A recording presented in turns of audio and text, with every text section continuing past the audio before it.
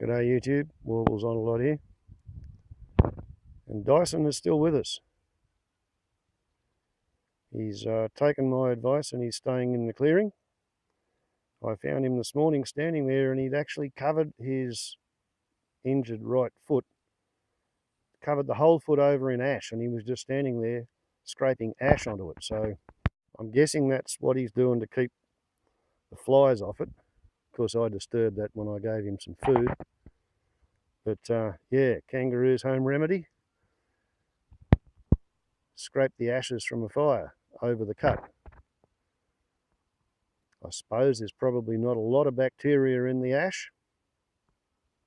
It's pretty sterile when it comes out of the fire. And there is a lot of carbon in the ash. And activated charcoal is pretty good at soaking up toxins. So, Mother Nature knows best. I've spent a lot of time trying to figure out how he actually incurred this injury. Initially, I thought he'd been hopping at high speed, overtaken by a larger kangaroo, knocked to the ground and stomped on as he was going down, and I thought he might have sprained it, but that was before I saw that the back of his heel is missing. Now what I think's happened is he's tried to hop away from somebody with a gun, and they've aimed at him and they've fired head high and they've hit him in the foot at the top of the hop, and they've literally blown the back of his heel off. So I don't know how this is going to go.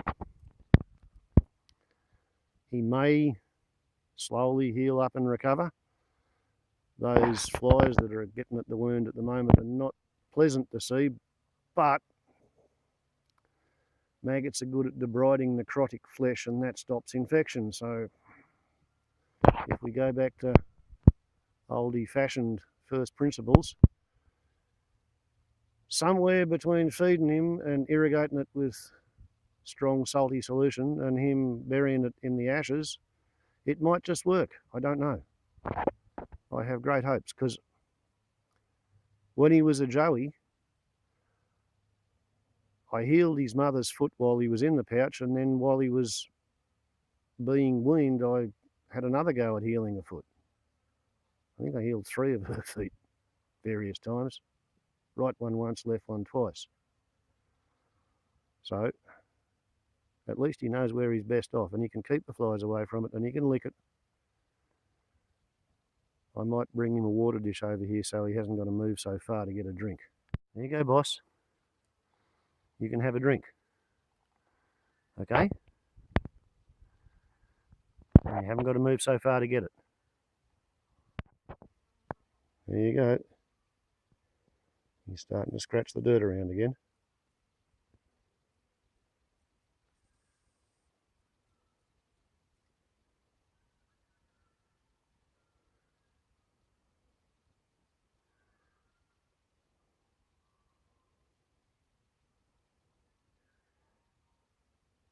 He's got it on the wrong foot at the moment, but he knows what he's trying to do.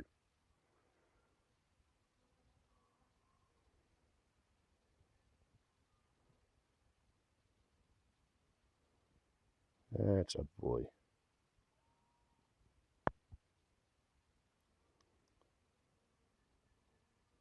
You want to keep those bloody flies off it, don't you?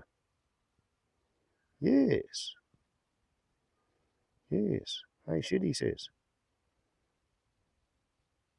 Warbles has brought me a drink.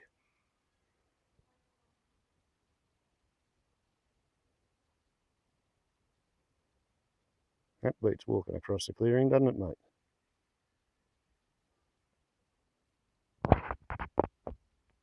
With any sort of luck, he may be able to grow skin over that wound.